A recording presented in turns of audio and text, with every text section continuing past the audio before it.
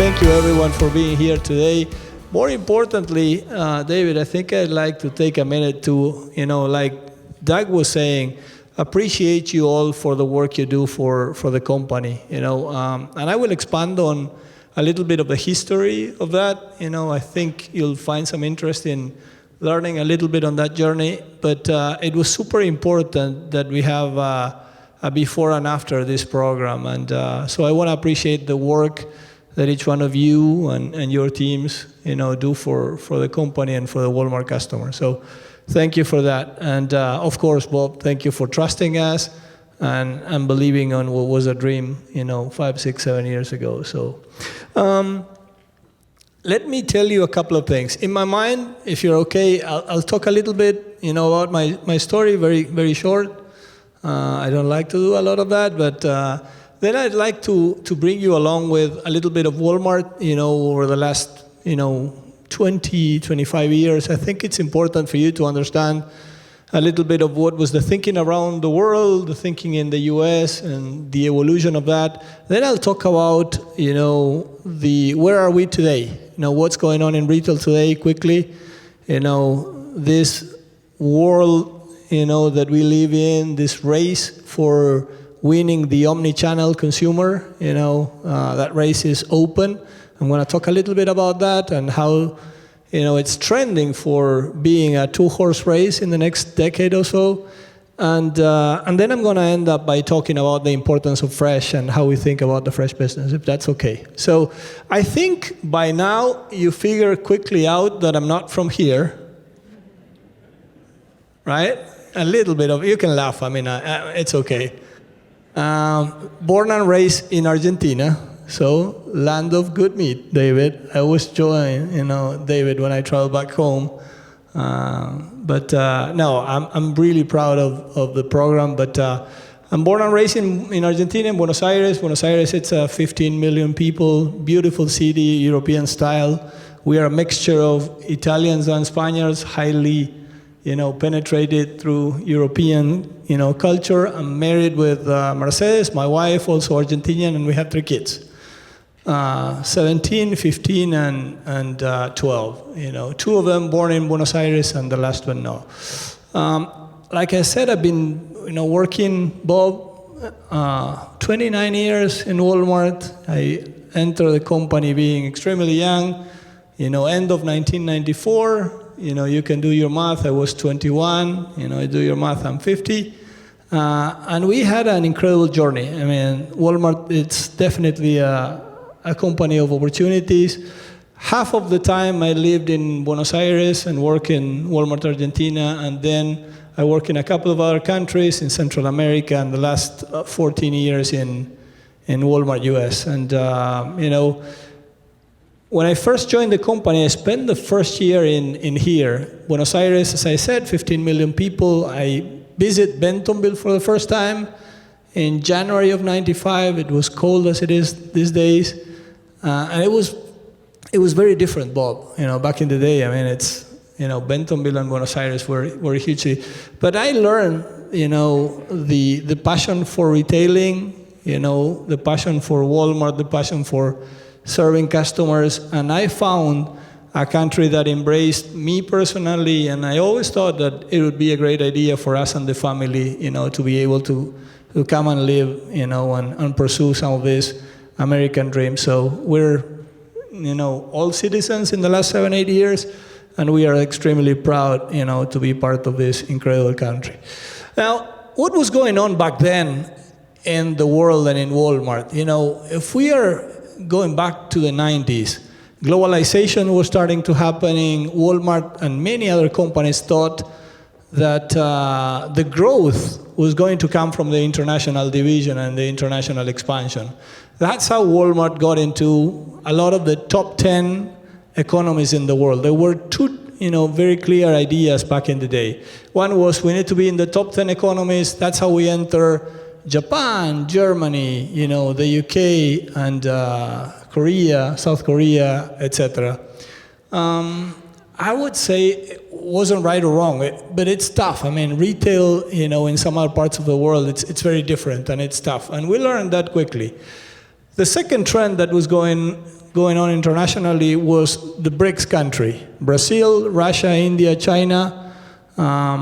We enter into 3 of them: Brazil, Russia, China, and India. We have large operations in each one of them.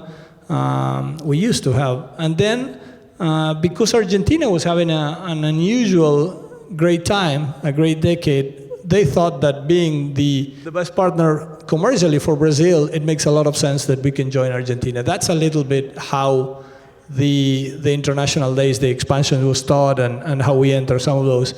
Well, life proved to be a little bit different, and we exit some of those countries, right?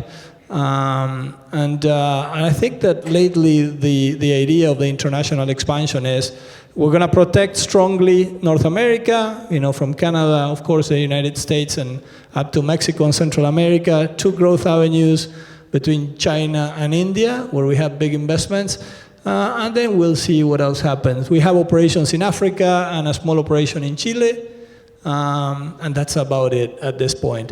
At that time, I think we lost, and if you hear Doug talking, he would say the same. We lost the e-commerce era. We were late a little bit at that party. And we've been catching up and making gigantic improvements in the last 10, 15 years. But definitely that's a reality of what happened. If you think, let me transition a little bit to what's going on after a little bit of a history. What's going on today? When you think about, Walmart, Stores Inc., and the company that Doug represents, we could explain our strategy in what we call the flywheel. And I'm going to keep it very simple so, I don't mess up with, complications. But basically, in the upper part of this flywheel, there's something called winning primary destination. And winning primary destination equals winning in food, winning in fresh and consumables. That is why this area of the business is so important. If we do that well, then we'll drive traffic to the box and to the site, and then we can accelerate our general merchandise sale, sales services, and like financial and health, care, monetized through data, et cetera, et cetera, et cetera. That is in a very simple 1-minute explanation of what's the flywheel and the importance that we play trying, to win that primary destination. Let me go to a little bit of what's going on in retail. We go 20 years back, 90s, 80s, and 90s. Walmart was the big winner as we were replicating this incredible format, physical format that was called the supercenter. That was one of the most brilliant, most powerful, better return investments that ever existed in physical retail. And it is that until today, David. So Walmart was winning, was opening 300 stores a day, and that is how we ended up in the 4,700 stores that we built today. A little bit of that is our neighborhood market, which is the smaller format portion. In the 2000s was the era of Amazon, right? The expansion of the e-commerce, that idea of I like, a chair or a jacket or whatever, could be picked in a fulfillment center, shipped to home, still make money, and they develop over an incredible company. As we think forward, we like to talk about ourselves, about Walmart, this open idea of the omni race is to be defined, who's the winner. We had an incredible business that it's physical and a lot of work to be done and improve as we think about our online proposition. And then Amazon is on the opposite. They are coming from the complete opposite side. They have an incredible online business with some, I would say, pantry offering that it's working well for them, but the fresh side of the business is something for them to be developed. And that's where the importance of fresh comes to life. It's our clear differentiation point as we think about, this thing that we are trying to bring to life. Why is fresh so important? Well, you just have to think about, what's fresh. When we think about fresh, everything starts with meat, and then we add produce, and then we think about bread or commercial bread and deli etc. The purchasing cycle of those items significantly shorter. Everything happens on a weekly basis. That is why it's so important that we have the avenue to serve those customers. And now Walmart Plus members, if there's no Walmart Plus members, I strongly, encourage you to think about it, to serve them in the way they would like to be served, through our different channels. When we think about fresh, let me give you a little bit of history over there. I would say for 15, 20 years, our reputation in fresh, Bob, was not good. That was what Bob was describing, when his opening remarks. And David, we had to turn that around. We'd like to be, famous for offering great value. Value equals great quality, at an affordable price. This vision of Mr. Walton, in the late 60s, that Doug was talking about is, how do we provide access to great goods everywhere you live, either in a great capital of the country or in rural America? That was the disruption and his idea. And that's what we aim every day when we go to work, providing access for our customers, our members. And that's why it's so important that the number one thing is high quality at great prices. Never the opposite. We never want to trade quality for a price. The last thing I will say is this. Two things, the importance of beef. Beef is the center of the plate, right? And I'm going to David is going to talk about that in a minute, but, when we win beef, we win, it's the anchor that helps us win the rest. So that's why it's so important, and that's why we're so appreciative of what you do for our program and our business. Last thing I will say is, when you think about our fresh business, I want you to think in 4 pillars. Number one is our idea of solidifying our store position. It's very hard to send fresh online without having physical stores. It's very hard to have all the variety and the range, from a fulfillment center. You need the customers to have the variety, to have the rotation, to have the business running. So that's why it's so important, the physical stores.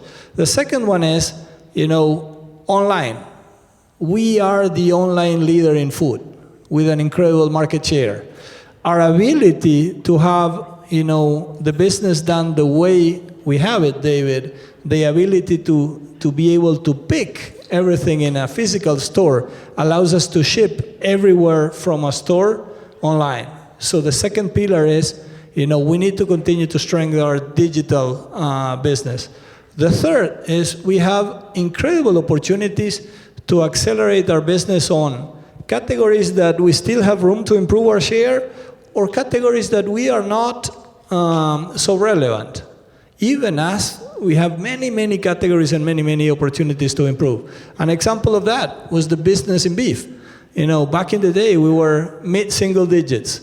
We have a clear aspiration to go over 20%. That's how, this program, part of how this program was inception, was thought about. Some other categories, dinner tonight, half of the American population, but middle of the day, they don't know what they're going to have for dinner tonight. So we want to help there. We want to help plan, and we want to help be part of that idea. And the last but not least, physical stores, e-commerce, playing categories that we don't play. The last one for us is, how do we secure supply? We call it surety of supply.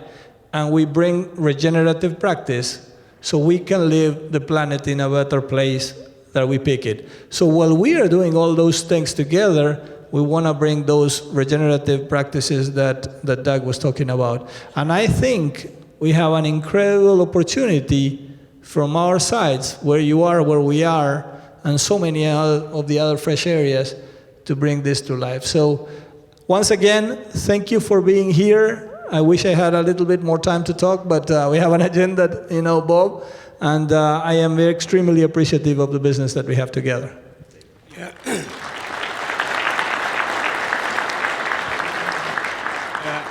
My name's David Baskin, and I run the meat, seafood, and deli business for Martine.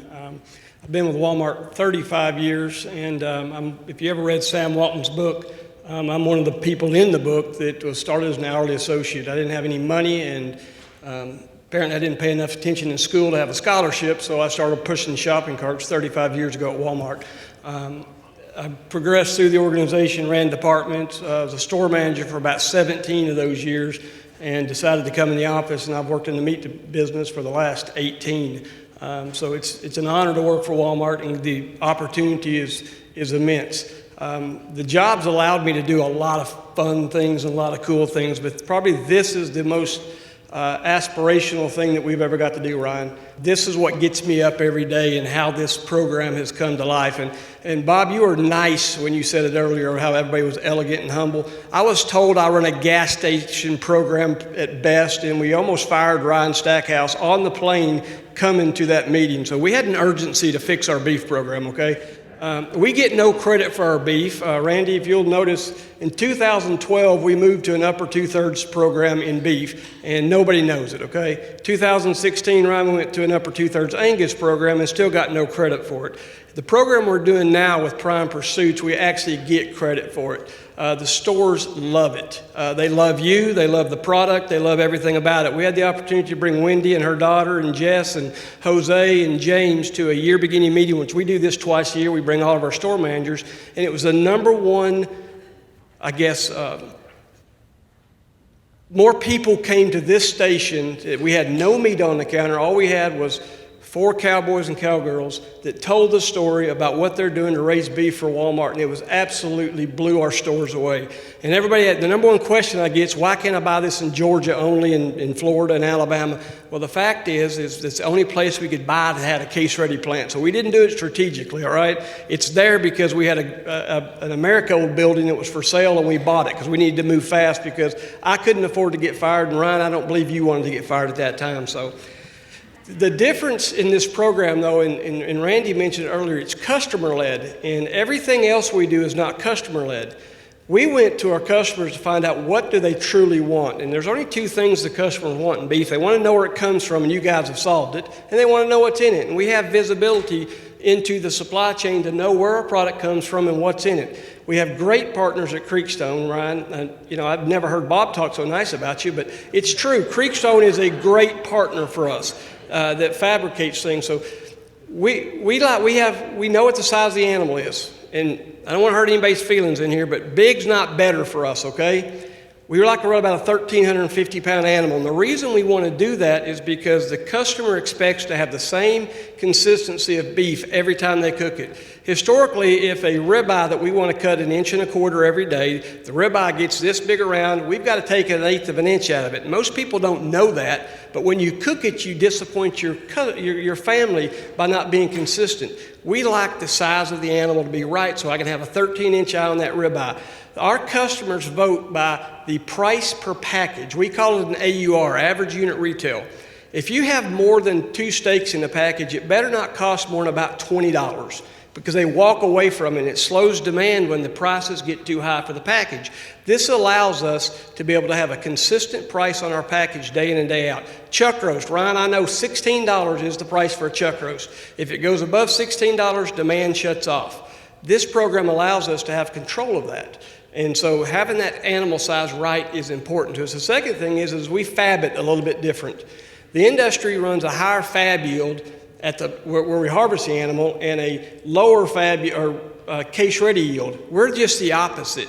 We actually want to trim that as tight as we possibly can at the fab plant to be able to take the trim off the animal and sell it for ground beef, because we sell 30% of the ground beef sold in America, we sell. So we can actually capture that value.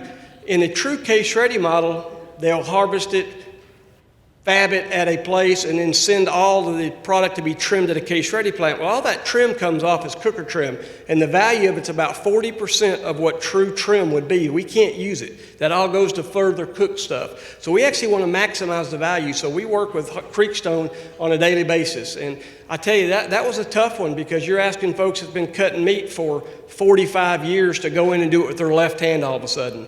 And it's not that much different, but it's a tighter specification at the fab plant. And then when we get to the case-ready plant, that's not where the expertise is. The expertise is at Ryan's plant.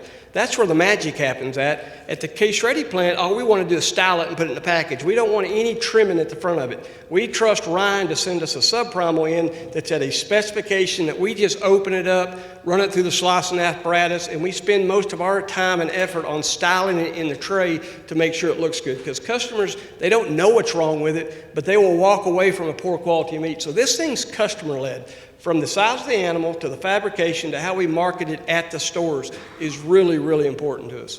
It's probably the biggest thing that I've ever worked on, Ryan. We've got to work on a bunch of stuff. I've been all over the world and seen a bunch of different things. I've been to other countries and saw how they process beef, and nothing personal, Martine, but Argentinian beef is not the best. They like to cook it forever, and everything's cooked for 5 hours with salt only, okay? We were at the restaurant last night, and he confused the waiter big time. He wants no butter, no nothing. All I want is salt and this and this. And it's like, the guy was lost last night, Grant. But the program where we see this is continuing to grow. We're never going to take over the beef industry. That's not our goal. We have great packers that are good partners for us because, again, we sell an upper two-thirds product. The regeneration things that you guys do and ladies do is unbelievable. We don't want to tell you how to raise your animals. We don't want to tell you how to do that stuff. We trust that you know how to do that, and you're the experts of that. Our feedlots that we work with, we trust they know how to feed them. I don't think I've ever told them what to do in a feedlot. I don't know what to tell you to do, okay? I'm just going to trust that you do that part of it. So you guys raise the things for us, okay? We trust the feedlots to feed them. We trust Ryan to process them right, and let us handle the selling part of it. Again, our aspiration is to be about 25% of the industry is what our goals are, and it's been a stated goal of ours. We never want to get in the whole thing because we need all the other packers to be a part of it. But to get to our aspiration to sell 20% of our meat in the industry at Walmart, there's not enough capacity in the industry to harvest them. That's why we're doing these things, and that's why we have the partnership with Bob, and the vision that we had is coming to life, and it gets better and better, and it's not been easy. Trust me, it's not been easy at all, but I think just having a relationship that you can tell the truth and you can push back when we need to, and we can all have great conversations, but then the alignment that comes out of it's really important. And if you don't get anything from me, we trust you guys. That's what I want you to know, and we believe in you, and your story is incredible. There's nothing more wholesome than having U.S. Rancher raised beef sold in the Walmart store. There's nothing more wholesome. There's no smoke and mirrors about it. Your product's incredible.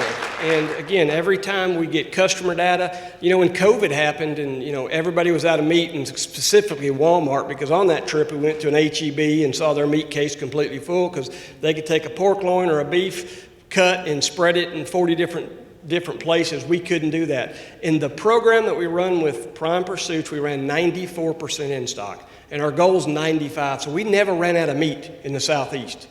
Never ran out of meat. We didn't have all the problems. Ryan and his team stepped up and processed beef. We had a forecast, and we know exactly how many we need every week. I think we're going to harvest about 4,500 this week, and we have a forecast, and it's a customer-led forecast. We're not just buying boxed beef. The reason we harvest your animal is because we need the product off that animal to go in these trays, and we mix it out. And this is just a math problem, and we say it all the time, Lamar, this is just math. Everything we do is just math. And we have a forecast, though, that is based on a customer-led demand. And if we can be consistent with the animal size, Grant, we can be consistent with the grade that comes out, and we can be consistent with the price that's on the package, everything flows so much better.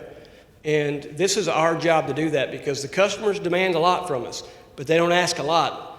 The only two things they're asking for is where it comes from and what's in it. And we can absolutely do that in this program. So we look forward to it growing. Again, Bob, we started with just a handful, and we're in 565 stores. And our plan wasn't to be in that many stores, but COVID allowed us to do it because guess what? Nobody else could produce beef, so we just kept expanded into other people's distribution centers. And again, our packer suppliers are really, really important to us. We can't do it without them, but this program supersedes it. I can guarantee you that. We actually sell more beef in these 565 stores than we do the rest of the country. These stores, if you compare them with other people that cut beef for us, these do about 2x what the rest of the industry does. So it's really good beef. If you haven't tried it in our stores because you don't live in Mississippi, Alabama, Georgia, Florida, or South Carolina, next time you're on vacation down there, try our beef. It's really, really good. So.